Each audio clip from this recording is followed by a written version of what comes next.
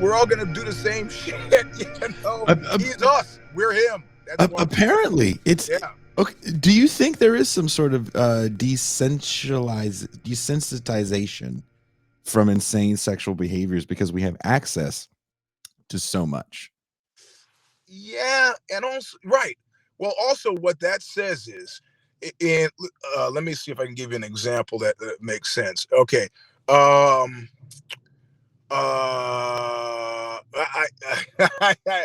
actually can't. Like Rene Girard, the French philosopher, talked about mimetic desire. If I have an apple, suddenly you want an apple.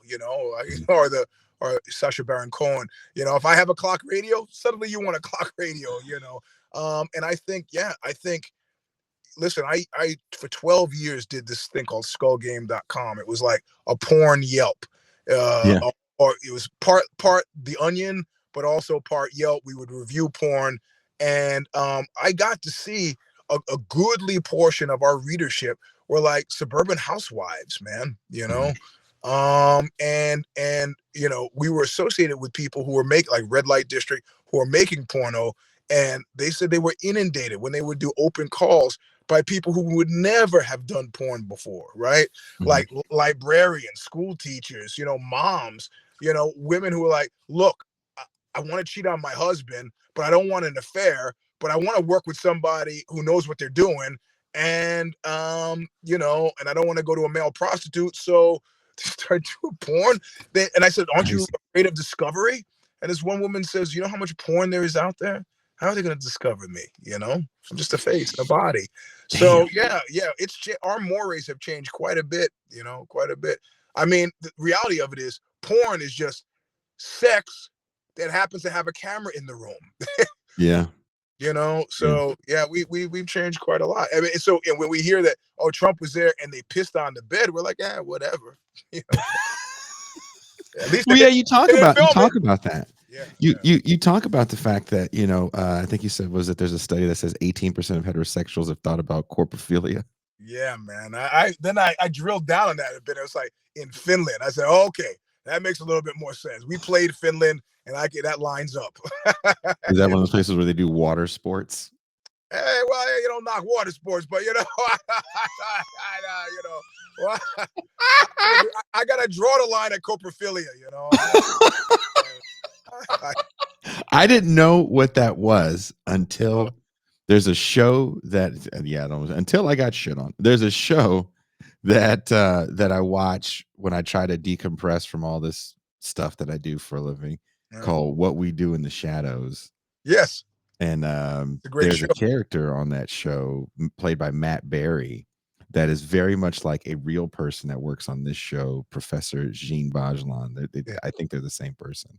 And there's a scene where the guy that turned them all into a vampire comes back in like one of the first 2 seasons, and they're all hanging out, and they talk about wanting to try something new, and Matt Berry just yells out, "Corpophilia." And I was like, what is that? And I went and looked it up. I was like, oh God, my algorithm's gonna be ruined. Yeah, man. Yeah. I don't. But and there are degrees too. There's casual copro, right? Where no, I'm just Oh, was that me? No. I mean, because look, if you're gonna have anal, there's gonna be fecal matter around. Okay. Analingus, there's gonna be some minor, but that's tangential to whatever else is happening.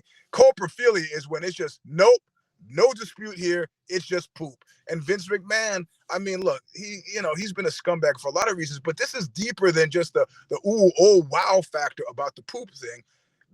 TKO, which owns WWE, which hires Vince McMahon, is now owned by Endeavor, which used to be William Morris, which is now run by Ari Emanuel, Rahm Emanuel's brother, and one of the biggest agencies in the world.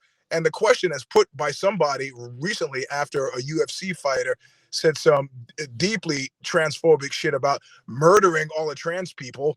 They went to somebody at Endeavor and said, do you have a response to this? And they said, redirected them to the UFC. So this is a title shift to like a way of doing business a tribal way of doing business that's more disturbing than anything that's happened before. The UFC clearly has decided we're a MAGA brand, so fuck it. We can come out and say we want to kill trans people, and what are they going to do? And we go to Ari Emanuel and say, what are you going to do about this? And Ari says, talk to the UFC. And the UFC goes, we believe in free speech. And Vince McMahon poops on people. Well, he resigns. He resigns, you know, to deal with these spurious lies, you know, about his sex trafficking. But he wasn't fired. He resigned. So, you know, at some point, somebody's got to turn around and is like, is there no line that can be crossed by you, Mr. Emanuel, as long as business is good? Is that how we answer to our stockholders? Just business being good? Or do we draw a line that this guy is sex trafficking his employees and pooping on them and rolling around in that poop? I mean, these are all indicative of a larger situational problem, which is, you know, who runs Ford now? I don't know. I don't know anything about the guy who runs Ford or Toyota. That means it's a good, big company. You know, I don't know that I know about the guy who runs Tesla. That's a bad sign. That's not a good sign.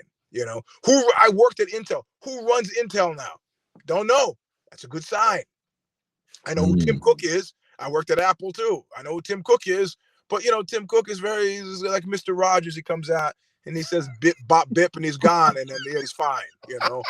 I mean, idiocy, scumbaggery in high places, it's no longer a bug. It is a fucking feature, and it's nauseating.